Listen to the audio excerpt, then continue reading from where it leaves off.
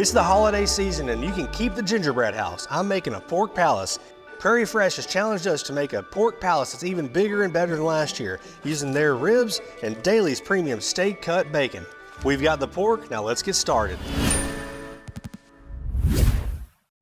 Now let's get these ribs started. We're gonna smoke those for about 4 or 5 hours, so let's get those started first. Now we've got some pork back ribs, we've also got some spare ribs. I'm gonna show you how to do one, I'm gonna do the rest of them the same way.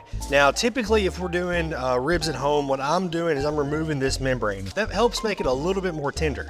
Now if you cook these low and slow, these are still gonna be really tender with that membrane on.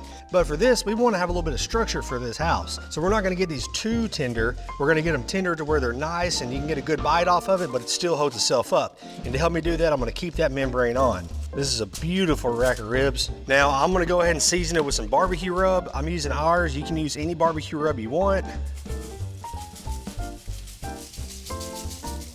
A nice layer on there. Be sure to get both sides. All right, now these are ready for the smoker.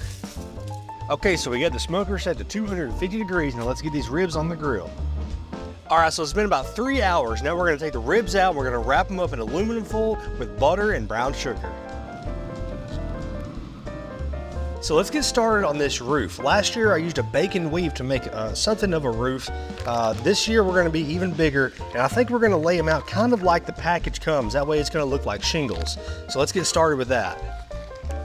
Look at how thick that is. This is way thicker than regular thick cut bacon. This is gonna make a perfect foundation for the roof. Now I'm gonna take a sheet tray, I'm gonna be cooking this in the oven. That's gonna be the best way for me to get even heating for this. I'm gonna try to keep this as symmetrical as possible, because we do have to think that this is gonna shrink up a little bit as it's cooking. I'm gonna try cooking this with some weight on it. We're gonna take another sheet tray, then we're gonna grab something like a cast iron skillet to keep some weight on it.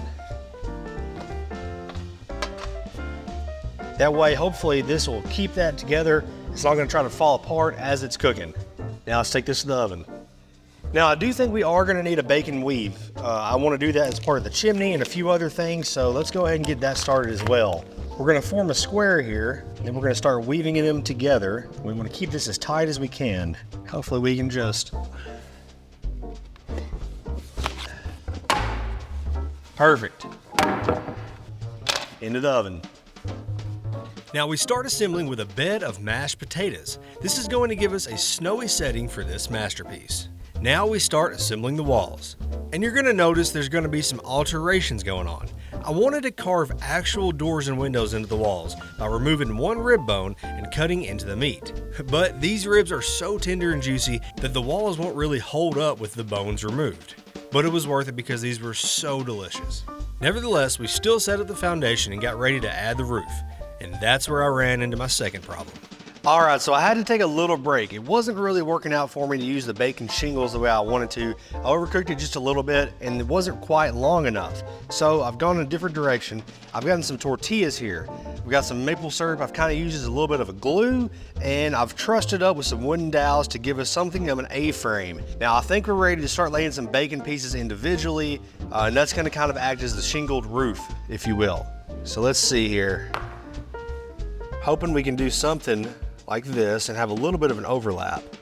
Now this was a much better course of action. The individual pieces were much easier to shape into place, and the steak cut bacon was thick enough to keep everything in place without having to use toothpicks or more maple syrup as glue. I actually love the way this turned out for the roof. Now I need to work on this part. I need to fill in these holes, and I'm thinking this bacon weave is gonna work really good for this. Now I've made a mold using the tortillas that will sort of fit that shape. So I'm hoping I can get 2 out of this. It looks like I can. We should be able to use this to fit that right there perfectly. And listen, you better believe that all these little pieces that are getting cut off, they're getting eaten. Now I just secured the bacon weave in place with toothpicks, and our house is completely secure now. All right, let's come around the front. I've cut out a little bacon weave for the door, and we've got to have a wreath to go on top of it. So I'm gonna try to secure that with a toothpick to the front door. Now I've got 2 of the rib bones that came out because they were too tender. We've wrapped them in some rosemary to look like garland, and we're gonna make a little porch awning here. And now we've got a little porch overhang. So we've got our building, we've got our porch. Now I feel like we need a driveway, and what better then brown sugar to lead us up to the driveway. And I've got some aluminum foil here to give us some nice straight lines. Now this home wouldn't be complete without some plants, so we got some bushes, some bacon rose bushes lining the driveway here. Now to me this feels more like a farmhouse, so we're gonna put a little fence around it. We got some of this bacon, what we originally intended to use for the roof. Let's use that as something similar to a fence here. Of course we need some trees, so let's go with some rosemary trees. Now we've got to have a chimney, and I've got a bacon weave chimney that I've kind of folded together. Perfect. Now we've got to have the fireplace, so we've got the bacon seating in a nice little fire setting. Now let's take some of these little bacon pieces that we have left over and let's make a little porch here, complete the farmhouse look. And that's it. This pork palace is complete. All we have to do is light the fire, and this feels like a cozy Christmas farmhouse to me, but a delicious one where you want to eat the walls and the roof. We want to wish you a happy holiday season, and be sure to shop Prairie Fresh and Daily Steak Cut Bacon at a store near you.